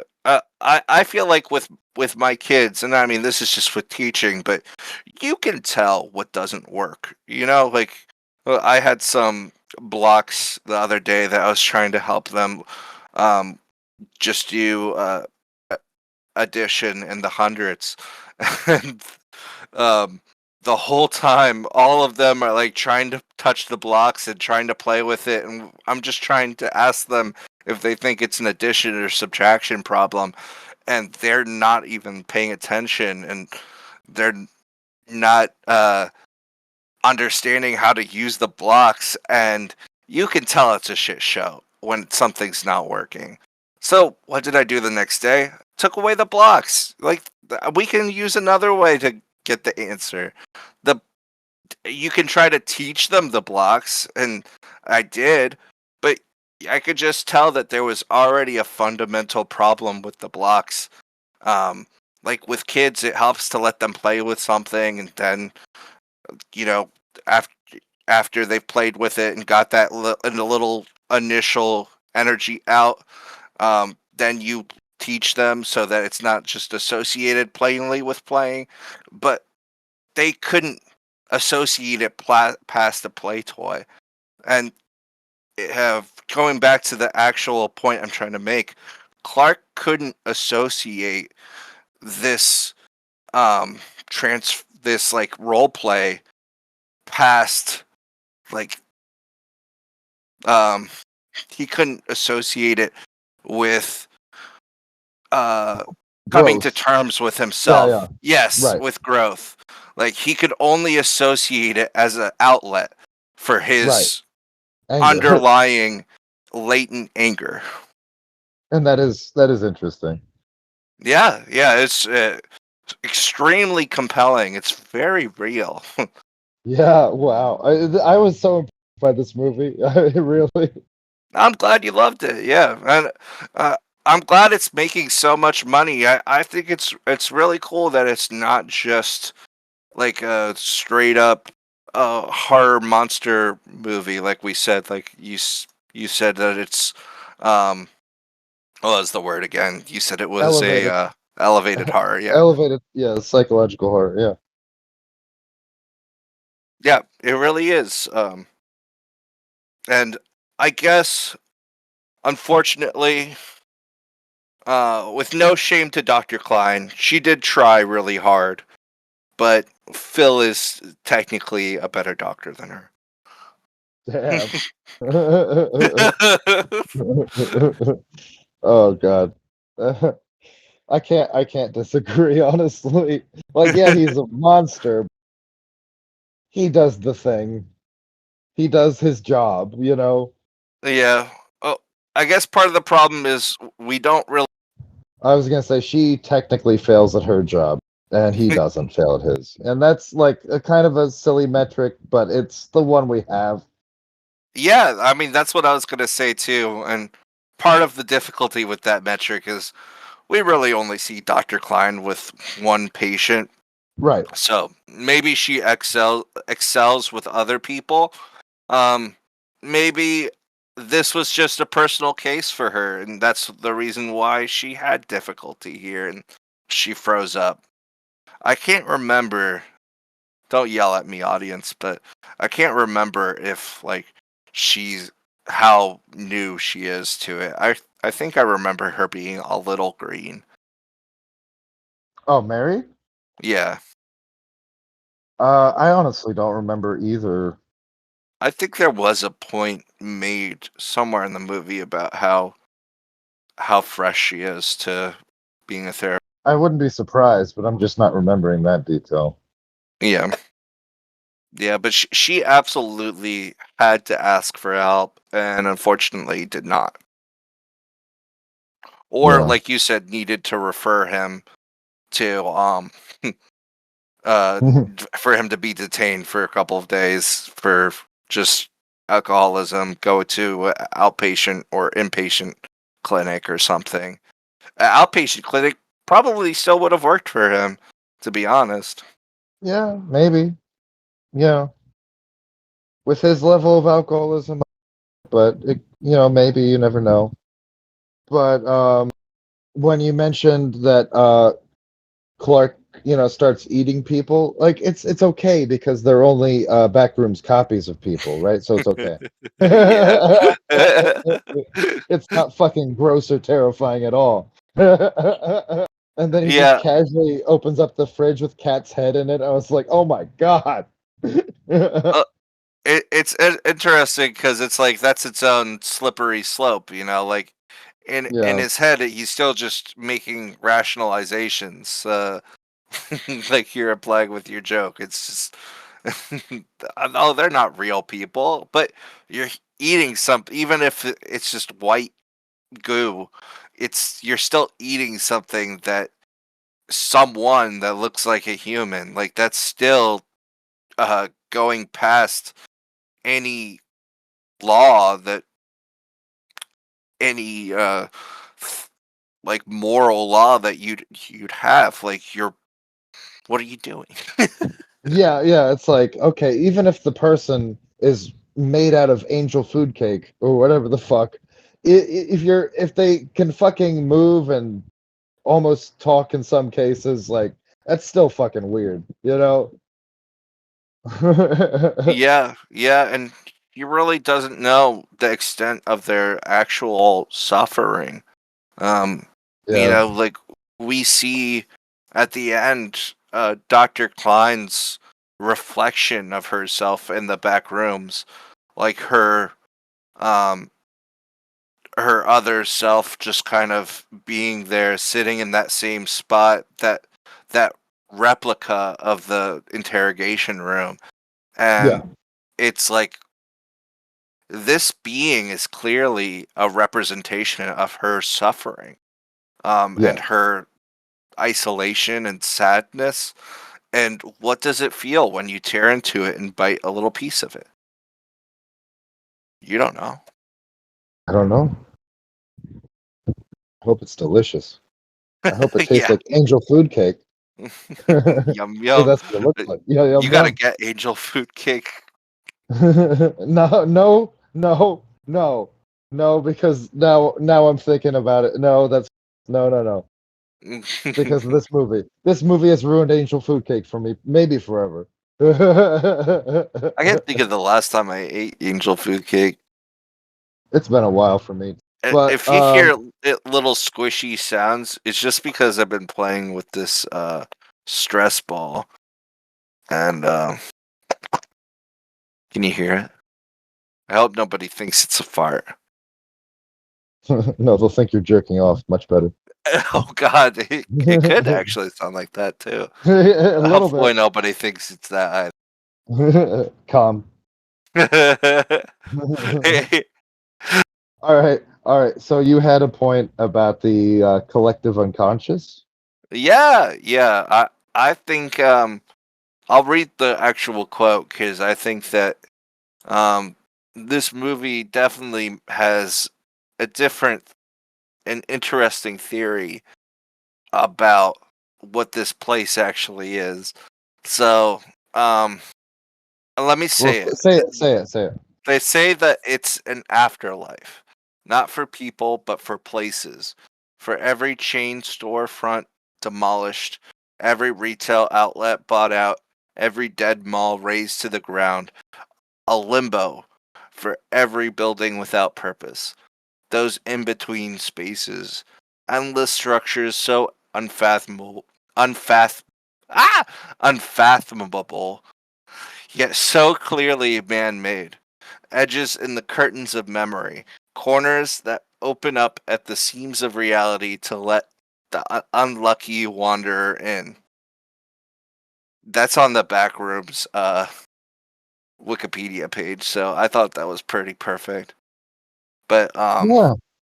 they they just talk about how the Backrooms is, and Clark, I think Clark says this, but like how when he's talking in front of the mural, how the Backroom seems to be a memory of a memory.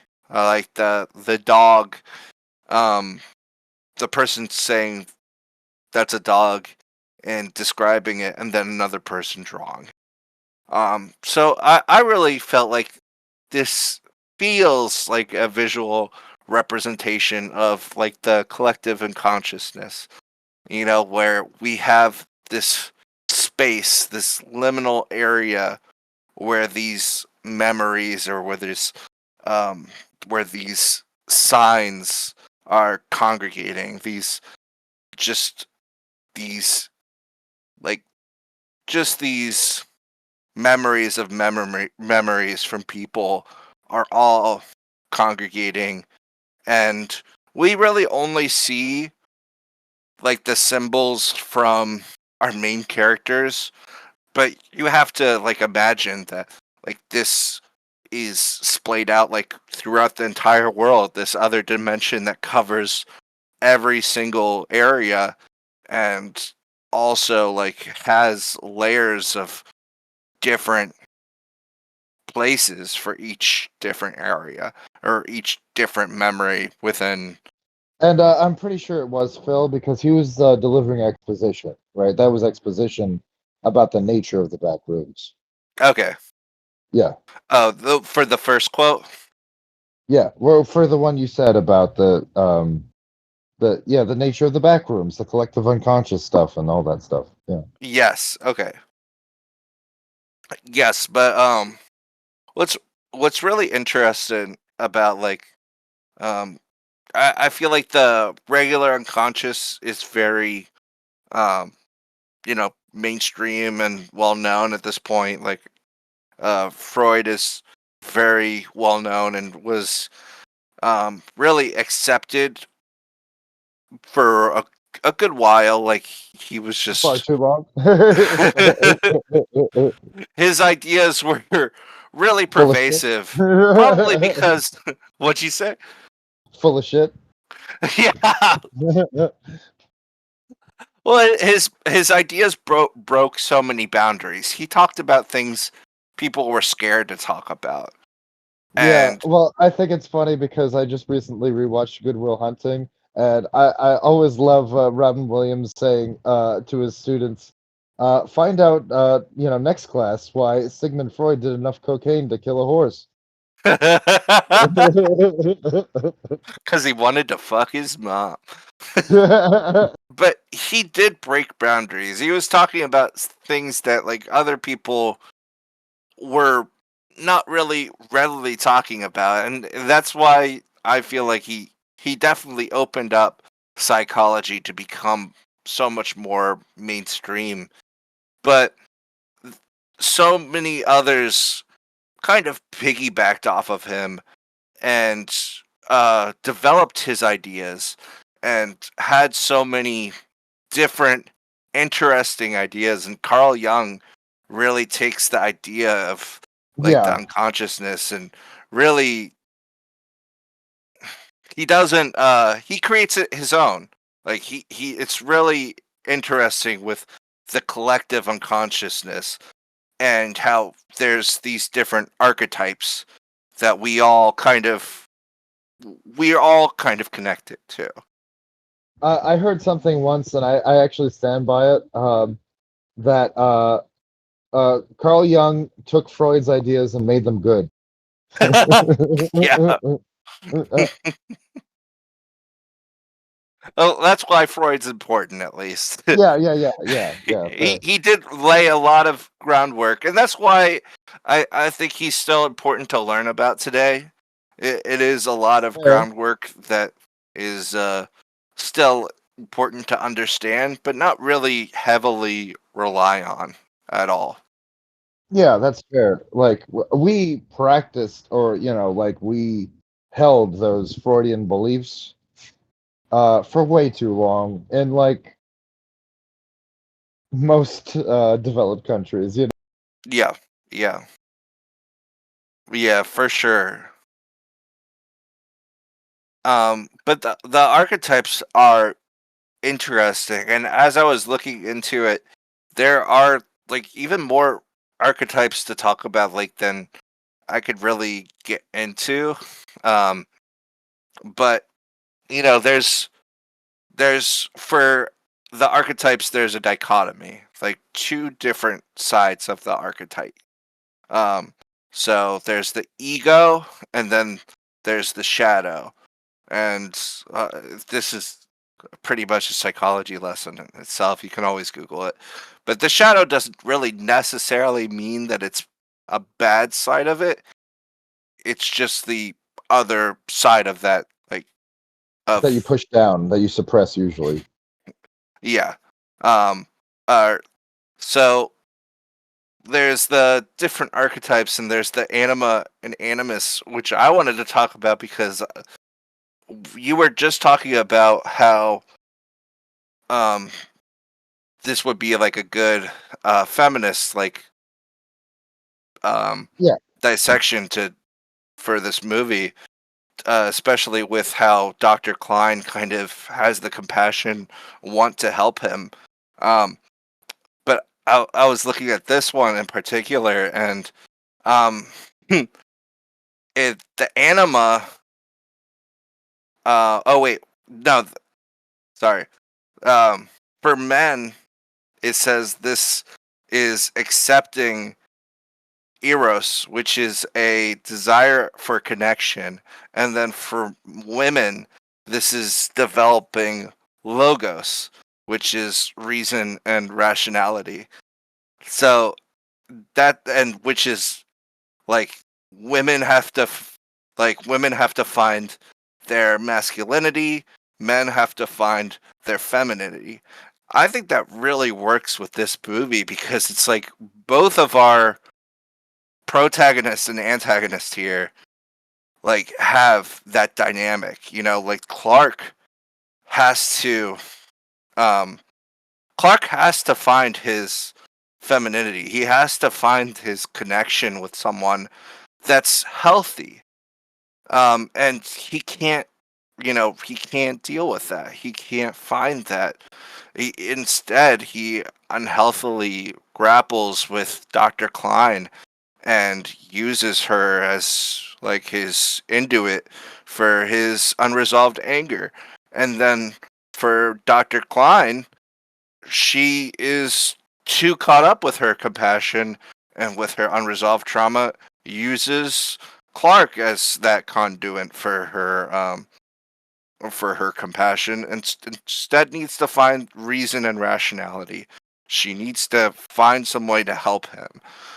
If try to see past this compassion to, as a therapist, work on the problems he has and find the right way to address them. What do you think about that? I know you usually no, ask me no, that question. yeah, no, absolutely. I do think that's fascinating, and it is funny that we've kind of devolved into like a psychology lesson, but it makes sense for psychological horror. Yeah, yeah. I felt I didn't want to explain shadow and ego too much because I was like, I'm really devolving into a psychology lesson. That's okay. It works for this movie.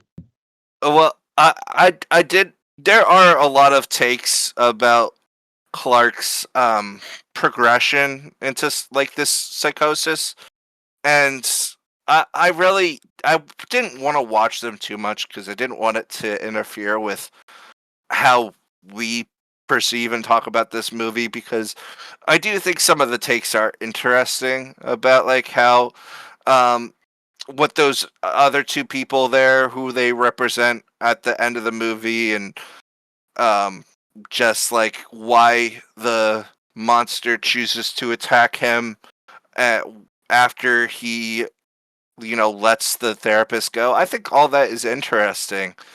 um but I definitely just thought about that quote, and I was like, this is really like feels a little bit like unconsciousness, collective unconsciousness, like all those memories just congregating there, like all those feelings, all those attachments.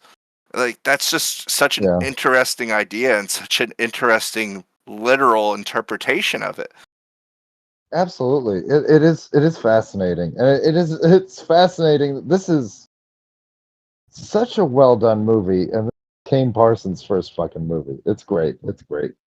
Yeah, yeah. I'd like to think that they did like just look up archetypes of the collective unconsciousness, just like I started doing when I went into that Yeah, rabbit hole, I'm and sure. then they I'm were sure. like, "Oh yeah, this fits this character because blank, and then this fits this character into the blank." Yeah, it's like there was actual research and effort put into it, into the story. Yeah, and that's great. And the characters and all of it. The themes. Yeah, yeah. Fantastic. And I just want to like with these archetypes, they're so interesting because like just the names of some of them like kind of fit the directing in this movie. There's order and chaos. We see that so many times. We see just the way that the furniture is constructed. Some of it looks very deliberately well ordered, and then some of it is chaotically strewn into the environment itself, just randomly placed like a little kid playing with toys. And then there's light and darkness, um like the light and when they're just initially traveling through, and then when they go down that deep, dark, steep tunnel into that different area, to that different level, it's like all of it really does feel um intentional. And then Absolutely. Yeah. with transformation and fixity, that's like interesting because transformation talks about change, growth, and evolution, and then fixity talks about stability, tradition, and permanence. And with these characters, that is especially relevant. Right. Well, to your point, tying it back to the movie, transformation is also what? A horror movie trope about, especially from the protagonist becoming the monster you're afraid of. And does Clark? Absolutely. Yeah, Yeah. yeah, and it to your point before about how far Clark goes and like can he be redeemed. I I will say, like, at least in the end, he redeems himself enough to let go and to understand Dr. Klein needs to leave. Like, this isn't her place. And his self, his actual self, understands that and is happy with that decision. But when he goes to his other self, his like id self, which is the monster, what does that guy do? He Bites his fucking head off. crushes his brain. Yeah. And like, yeah, to your point, like he thinks he can reason with him. He's like, "What are you doing here? We had a deal. I thought we had an arrangement." And it's like, no, you can't reason with it at that point. You've let it grow too strong. And I think that's the metaphor. You know, Yeah, like he's consumed by it, literally. yeah, yep. I know we've talked about id and ego a lot of times, but sorry, it all comes back to Freud. Yeah, yeah, no, no, it's fair, fair, it's fair. Yeah, I mean, Freud is the creator of that concept, and I will say, I think it's an interesting concept. Can you use it for everything? Absolutely not. Right. But I think here, it's interesting because like when you first see Clark, you're like, oh my god, I thought you were gonna die when you first encountered the monster. After the other two died, but it's like he recognized it as his masked self, or like as his rampant, hungry, um, destructive self, and he came to terms with it. Sorry, go ahead. Oh, I was just saying, like, well, it is like it's him, right? It's like the Backrooms copy version of him. That it's like it's him in a pirate suit, like from his Hmm. pirate costume from his commercials, and and in the cast they have it credited as Pirate Clark. I think that's great. I love that. Yeah, Yeah, I think what's really interesting about the Backrooms and what happens in this movie is like uh the reality and um the other begins to blur.